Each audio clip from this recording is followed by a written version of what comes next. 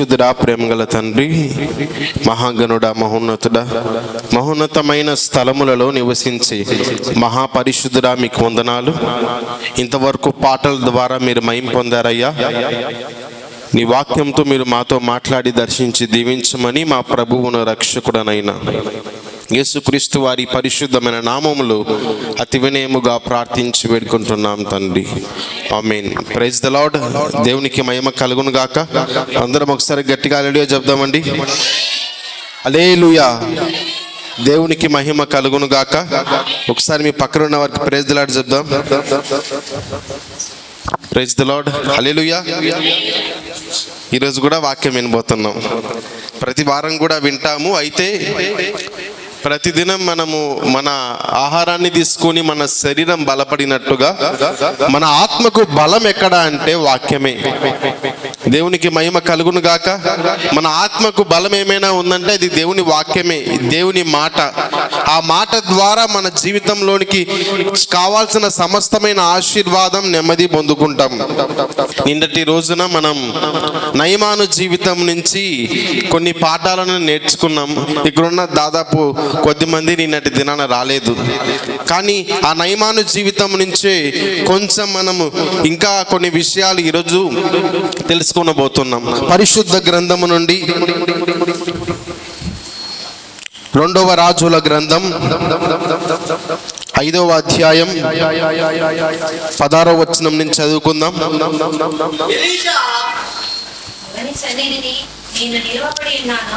ఇశ్రాయేలీయుల దేవుడైన ఆ యెహోవా జీవము తోడు నేనేమియూ తీసుకొనను అని చెప్పాను. నయమాను అతనిని ఎంతో బ్రతిమాలినను అతడు ఒప్పకపోయెను. నయమాను అతనిని ఎంతో బ్రతిమాలినను అతను ఒప్పకపోయెను. మనం చూసినట్లయితే నయమాను ఏంటి అనే ఒక 2 నిమిషాలు తెలుసుకొని మనము వాక్యంలోనికి వెళ్దాం. నయమాను అనేటువంటి వ్యక్తి అనారోగ్యంతో, కుష్ఠవ్యాధితో బాధపడే వ్యక్తి. ఆ వ్యక్తి సైన్యాధిపతి. సైన్యాధిపతి అంటే సైన్యమంతటికి అధిపతి. దాదాపు ఆర్మీ అంతా, ఆ దేశపు యొక్క ఆర్మీ అంతా అతని చేతుల్లో ఉంది. అతడు ఇట్లా వెళ్ళమంటే వెళ్ళాలి, నడవమంటే నడవాలి, కూర్చోమంటే కూర్చోవాలి. అటువంటి శాసించే వ్యక్తి ఎట్లా ఉంటాడు? చాలా గంభీరంగా ఉంటాడు. చాలా చెప్పేవారు కనుక కొన్నిసార్లు కోపడే వ్యక్తి కూడా ఏదైనా సరిగా చేయకపోతే. సైన్యాధిపతి సైన్యము కలిగి ఉన్నాడు. ఒక దేశమునకు అనుకుందాం, ఒక 10 లక్షల మంది సైన్యం ఉన్నారనుకోండి. 10 లక్షల మంది సైన్యమునకు అధిపతి ఎవరు? ఈ నయమాను. ఈ వ్యక్తికి అనారోగ్యం ఉంది. ఆ అనారోగ్యం ఏంటంటే కుష్టి వ్యాధి. అలా ఉంటుండగా ఈ వ్యక్తి చాలా బాధపడేవాడు. అన్నీ ఉన్నాయి కానీ అనారోగ్యం ఉందని. ఒకానొక సమయంలో నయమాను ఇంటిలో పని చేయుచున్న పని మనిషి అయిన చిన్న కుమార్తె, చిన్న బిడ్డ ఒక మాట చెప్పింది. ఆ పని మనిషి చిన్ని బిడ్డ ఒక మాట చెప్పింది. పక్క ప్రదేశములో ఒక ప్రవక్త ఉన్నాడు, ఎలీషా ఉన్నాడు. ఆ ప్రవక్త దగ్గరికి వెళితే బాగవుతుందంట అని చెప్పగానే చిన్న అమ్మాయి చెప్పగా వెళ్ళాడు. రాజుకు చెప్పాడంతా జరిగింది. రాజు ఏమో నువ్వు పోవద్దు, నాకు చాలా సన్నిహితమైన వ్యక్తివి, నేను మనుషుల్ని పంపిస్తానన్నాడు. దానివల్ల ప్రయోజనం లేకపోయింది. నయమాను ఉద్దేశం ఏంటంటే నేను వెళ్ళి ఎలీషా ప్రవక్తకు కనబడి ఆ వ్యక్తి నన్ను ముట్టుకుంటే నాకు బాగవుతుంది అనుకొని నమ్మాడు, విశ్వసించాడు. ఈ వ్యక్తి రథాలతో, వెండితో, వస్త్రాలతో చాలా బట్టలు తీసుకొని వెళ్ళిపోయాడు. ఎందుకంటే ఆ వ్యక్తి నన్ను బాగు చేస్తాడు, నేను ఆ వ్యక్తికి ఏమి ఇవ్వాలి? గిఫ్ట్, బహుమానం ఇవ్వాలనుకొని అన్ని సర్దేశాడు. మనుషులందరూ వెళ్ళిపోయారు. 10 లక్షల మంది సైన్యము కలిగిన వ్యక్తి పక్క దేశానికి వెళ్తా ఉంటే ఎంతమంది ఆ వ్యక్తితో వెళ్ళి ఉంటారు? కనీసం ఒక 100 మంది పోయి ఉండరా? 10 లక్షల మందిలో కనీసం సైన్యాధిపతికి సెక్యూరిటీగా పోయి ఉండరా? సరే 100 మంది అనుకున్నాం, కరెక్ట్ గా లేదు కానీ మనం అనుకుందాం. 100 మందితో ఈ సైన్యాధిపతి అయినటువంటి నయమాను ప్రవక్త ఇంటి బయట నిలవబడితే ప్రవక్త ఎలీషా బయటికి పోలే, ఆ వ్యక్తి లోపలికి రాలే. ఇద్దరి మధ్య ఏముందంటే అతని ఉద్దేశం ప్రవక్త బయటికి వస్తాడని, ఆ యొక్క యొక్క నయమాను ఉద్దేశం అది. ఈ వ్యక్తి ప్రవక్త బయటికి రాకుండా లోపల కూర్చొని తన దగ్గర శిష్యుడైనటువంటి వ్యక్తితో ఒక మాట చెప్పాడు, వెళ్ళి యోర్దానులో 7 సార్లు మునగమను, బాగవుతుందని చెప్పాడు. సరే, సైన్యాధిపతి దాదాపు 100 మంది వెనకలు ఉన్నారు. నాకేంటి ఈ వ్యక్తి ఇలా చెప్పాడు, కనీసం చూడని కానీ చూడలే, ఏం బాగున్నావా అని కూడా అడగల, పోయి నీళ్ళలో మునగమంటాడా అని కోపంతో పదండి వెనక్కి పోదాం, ఏం మా ఊర్లో నీళ్లు లేవా అని అంటూ వెనికి పోతా ఉంటే మరి ఒక వ్యక్తి చెప్పిన మాట, ఏమయ్యా నువ్వు చాలా గొప్ప వ్యక్తివి, ఇంతవరకు వచ్చావు, ఒక్క అవకాశం ఉంది కదా, బాగవుతుందని చెప్పాడు కదా, వెళ్ళి యోర్దానులో 7 సార్లు మునుగుదాం పదా అంటే తన మనసును కోపాన్ని అణిచివేసుకొని తనకున్న ఆ యొక్క కోపాన్ని కూడా పక్కన పెట్టుకొని వెళ్ళి యోర్దానులో 7 సార్లు మునిగి బయటికి రాగా చిన్న పిల్లల దేహము వలె అతని దేహముగా మార్చబడిందని నిన్న రాత్రి మనం ఆత్మకూటంలో విన్నాము. వెళ్ళి ఆ యొక్క ప్రవక్త దగ్గరికి వెళ్ళి అప్పుడు బయటే ఉన్నాడు, ఇప్పుడు లోపలికి వెళ్ళి నమస్కరించి చెప్తున్నాడు, అయ్యా బాగైంది, నీ కొరకు నేను తెచ్చిన ఒక బహుమానం ఉంది, నీకు ఇచ్చేసి వెళ్తాను అంటే ఇప్పుడు ఇక్కడున్న వారందరం కూడా 16వ వచనాన్ని చదువుకుందాం. ఎలీషా ఎవని సన్నిధిన నేను నిలవబడి ఉన్నాను, ఎవని సన్నిధిన నేను నిలవబడి ఉన్నాను, ఇశ్రాయేలు దేవుడైన యెహోవా జీవము తోడు నేనేమి తీసుకొననని చెప్పెను. నేను ఏమి తీసుకోనని చెప్పాను. నయమాను అతనిని ఎంతో బతిమెలాడినను అతడు ఒప్పకపోయెను. Praise the lord.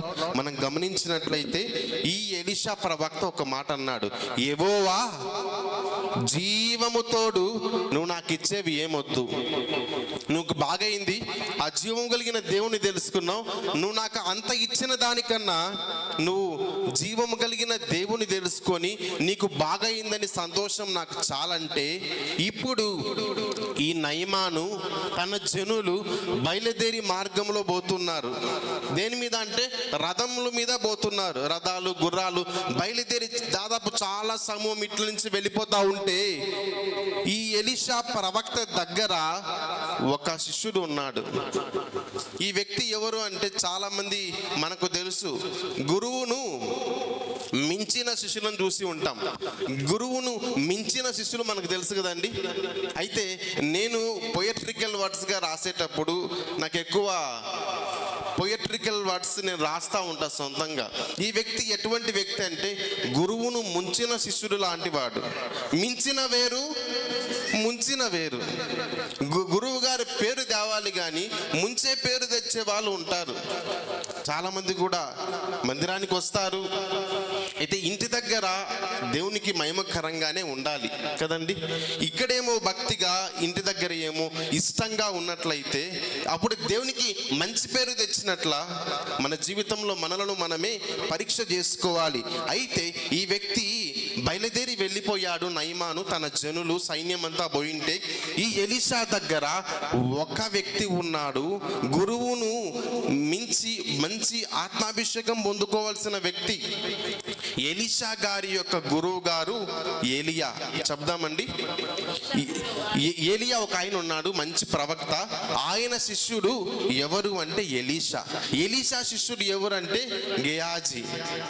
అయితే మొట్టమొదటి శిష్యుడు ఒక 10% అద్భుతాలు చేస్తే ఆ యొక్క మొట్టమొదటి దేవుని యొక్క శిష్యుడైనటువంటి ఏలియా వెళ్ళిపోతూ దేవుని దగ్గరికి, నా శిష్యుడైనటువంటి ఎలీషా నాకన్నా రెట్టింపు అద్భుతాలు చేయాలని దీవెన పొందాడు. ఈ ఎలీషా యొక్క శిష్యుడు ఎన్ని దీవెనలు పొందాలి? ఇంకా ఎక్కువ రెట్టింపు పొందుకోవాలి. అయితే నయమాను బయలుదేరి వెళ్ళిపోయింటే నయమాను వెళ్ళేటప్పుడు ఒక మాట చెప్పాడు ఈ ఎలీషాకి, ఏమనంటే ధనాన్ని తెచ్చా, వెండి తెచ్చా, తీసుకో అంటే వద్దన్నాడు. వారు వెళ్ళిపోగా ఈ యొక్క వ్యక్తి దగ్గర పని చేయుచున్న శిష్యుడు ఆ డబ్బు మీద ఆశపడి నయమాను రథముల మీద పోతా ఉంటే ఫాస్ట్గా పరుగున వెళ్ళి ఇంకా నాకు ఆ డబ్బు ఎట్లయినా నేను తీసుకోవాలని పరిగెడుతూ పోతున్నాడు. ఈ నయమాను రథముల మీద నుండి దిగిన వారు ఎవరు? అధికారం కలిగిన వ్యక్తి. రథము పైనుంచి దిగి దేవుని దగ్గర పని చేయుచున్న ప్రవక్త ప్రవక్త దగ్గర ఉన్న శిష్యుడు వచ్చాడే, మనము మర్యాద ఇవ్వాలి అని రథము పైనుంచి దిగి వచ్చాడు. మనము జీవము కలిగిన దేవుని నమ్ముకుంటే అధికారులే మన మాట వినే విధంగా దేవుడు కార్యము చేస్తాడు. దేవునికి మహిమ కలుగును గాక. ఈ లోకంలో ప్రతి ఒక్కరికి దేవుడు అవసరమై ఉన్నాడు. అటువంటి దేవుని నమ్మినట్లయితే మన జీవితంలో గొప్ప కార్యం జరుగుతుంది. ఈ వ్యక్తి పరిగెడుతూ వస్తూ ఉంటే పైన ఉన్న వ్యక్తి దిగి, అంతా క్షేమమేనా, బాగుందా, నువ్వు ఎందుకు ఇంత ఫాస్ట్గా వస్తున్నావు, ఏమైంది అంటే అబద్ధం చెప్పడం మొదలుపెట్టాడు. ఇప్పుడే గురువు గారి దగ్గరికి, ఎలీషా దగ్గరికి ఇద్దరు వ్యక్తులు వచ్చారు. వారికి వస్త్రాలు, వెండి కావాలి అని నాకు చెప్పి పంపించాడు, తీసుకువెళ్దామని వచ్చానని అబద్ధం చెప్తున్నాడు.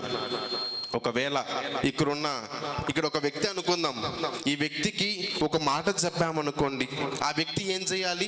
ఆ మాట ప్రకారమే చేయాలి. ఆ విధంగా కాకుండా మేము ఒకటి చెప్పాము, వారు వెళ్ళి మిగతా వారికి ఇంకొక విధంగా చెబితే క్షేమము కాదు.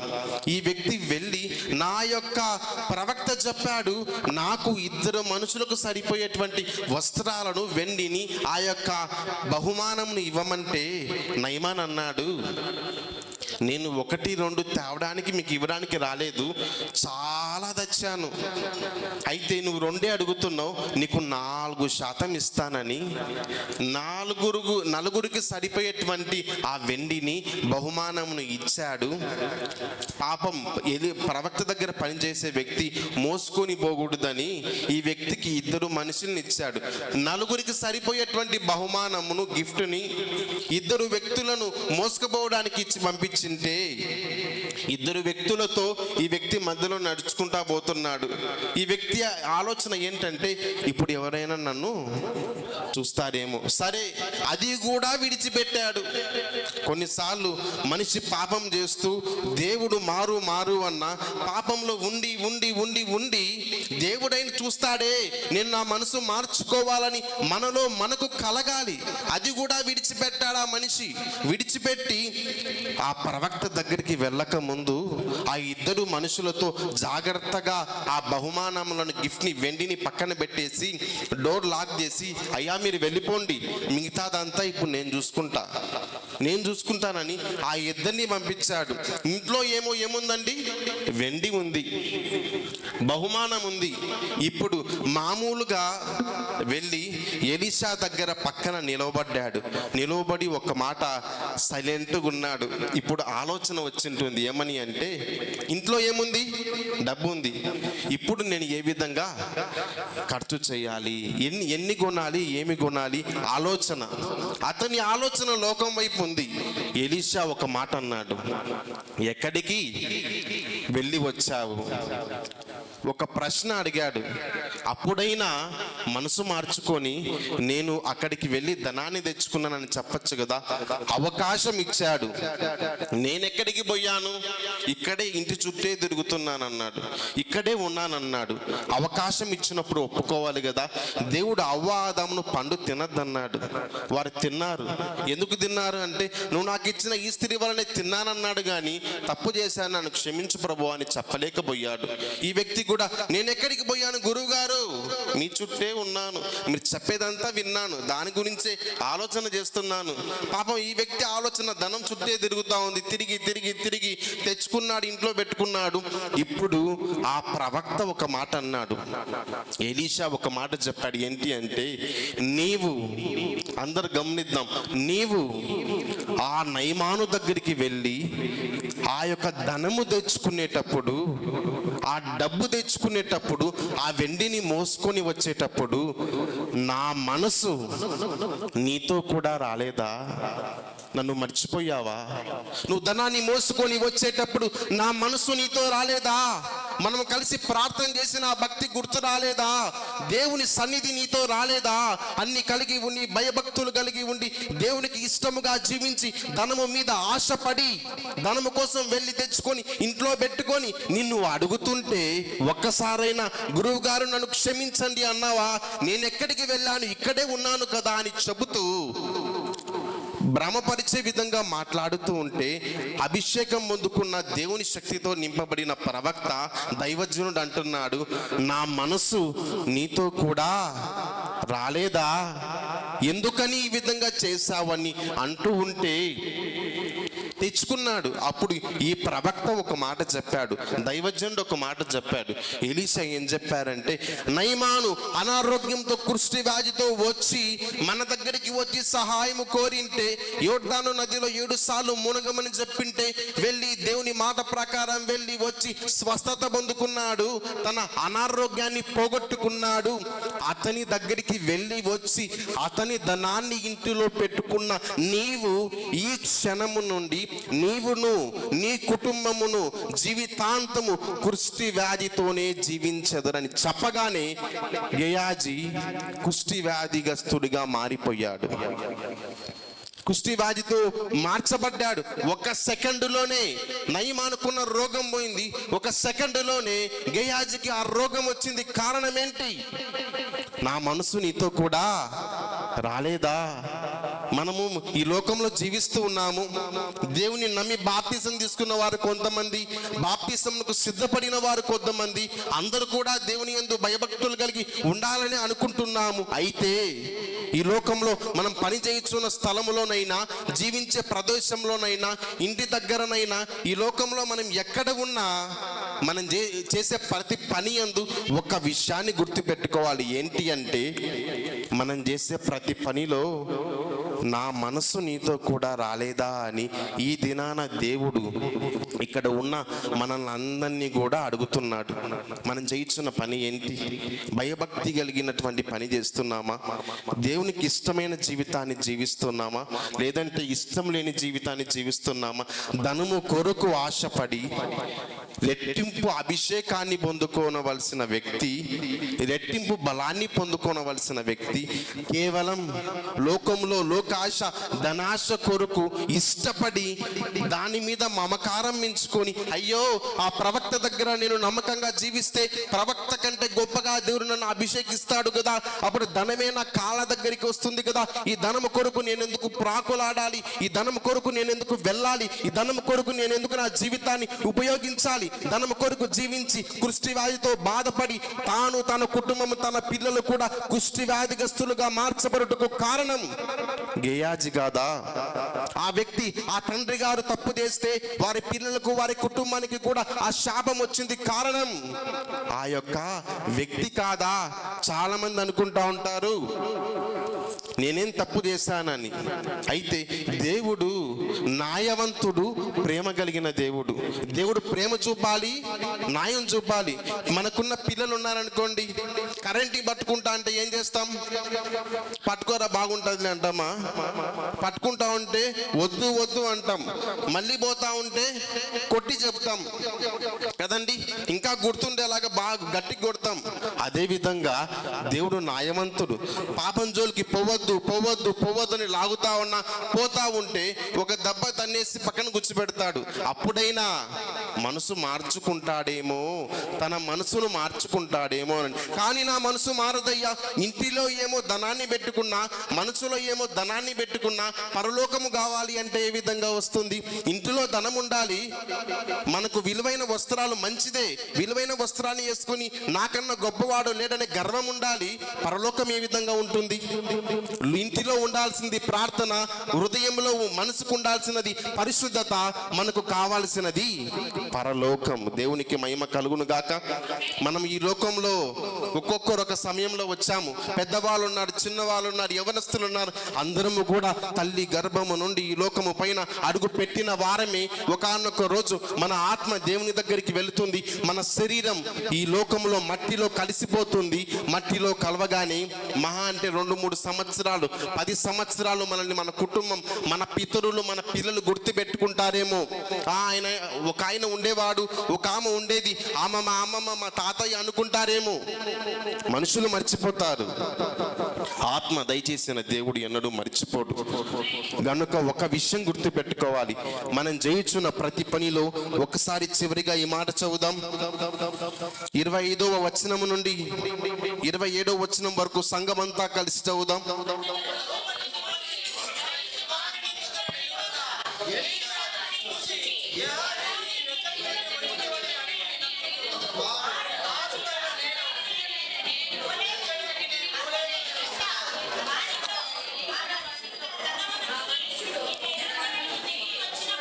నా మనస్సు నీతో కూడా రాలేదా?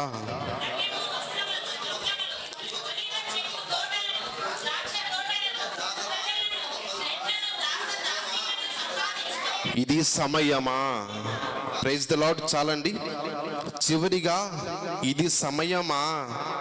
ధనాన్ని సంపాదించుకోవడానికి ఇది సమయమా? నీ పని ఏంటి?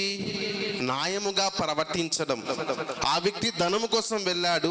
ఇప్పుడు ఈ మాటను బట్టి మనం ఆలోచించాలి, దేవునికి అయిష్టంగా జీవించి పాపము చేయుటకు ఇది సమయమా? పరిశుద్ధంగా జీవించాలని పరిశుద్ధుడైన దేవుడు తన పోలికను మనకు ఇచ్చి బొమ్మను తీసుకొని తన ఊపిరిని ఊది మట్టి గొట్టముగా ఉన్న మనలను తన ఊపిరిని ఊది మనిషిగా చేసిన మనకు పరిశుద్ధంగా జీవించే సమయం ఇదే. దేవునికి మహిమ కలుగును గాక. చాలా మంది అనుకుంటారు, చిన్న వయసులో ఉన్నప్పుడు ఇంకా టైం ఉంది పర్లేదు, ఇంకా టైం ఉంది పర్లేదు, యవనస్తుడిగా వస్తాడు. ఇప్పుడు కాకుంటే ఇంకెప్పుడు నేను నా ఇష్టం వచ్చినట్టు జీవించేది. నా ఫ్రెండ్స్ లోకస్తులు చాలా లోకంలో ఉన్నారు, ఇంకొద్ది సమయం మళ్ళీ దేవుని నమ్ముకుందాంలే, మళ్ళా బాప్తిసం తీసుకుందాంలే, తర్వాత ఇంకా సమయం ఉందిలే అనుకుంటారు. యవన ప్రాయం అయిపోతుంది. యవన ప్రాయంలో పొందుకోవాల్సిన ఆశీర్వాదాలు నెమ్మది ఏం పొందుకోకుండా లోక స్నేహితులతో లోకంలో ఉన్న వాటితో సంతోషించి వాటితో గడిపి ఆ సమయం వ్యర్థపరుచుకొని కొద్దిగా పెద్ద అవుతారు. అప్పుడు కూడా ఇప్పుడు కుటుంబ భారం ఉంది, ఇప్పుడేం నమ్ముకుందాంలే, ఇంకొక సమయం ఉంది. కొంతమంది గవర్నమెంట్ జాబ్ వాళ్ళైతే రిటైర్డ్ అయిన తర్వాత సంపూర్ణంగా సాష్టాంగ నమస్కారం చేసినట్టు దేవుని నమ్ముకుందామంటారు. రిటైర్మెంట్ తర్వాత ముసలి వాళ్ళ సాష్టాంగ నమస్కారం చేస్తారా అండి? చేయడానికి అవకాశం ఉంటుందా? రిటైర్మెంట్ కాకముందేమో సాష్టాంగ నమస్కారం దేవునికి చేయాలా అని అనుకుంటారు. సరే రిటైర్డ్ అయ్యారు, ఇప్పుడు నమస్కారం చేద్దామంటే కాళ్ళు చేతులు సహకరించడం లేదు. దేవుని పని చేద్దామంటే, దేవుని సన్నిధిలో పరిచర్య చేద్దామంటే కాళ్ళు చేతులు సహకరించడం లేదు. అప్పుడు బైబిల్ పట్టుకొని దేవా మాట సరిగ్గా రావడం లేదు, చేతులు వణుకుతున్నాయి, కాళ్ళు వణుకుతున్నాయి, మోకాళ్ళకి ప్రార్థించడమే సమయం లేదు. కూర్చొని లేదంటే పడుకొని ప్రార్థన చేస్తానయ్యా.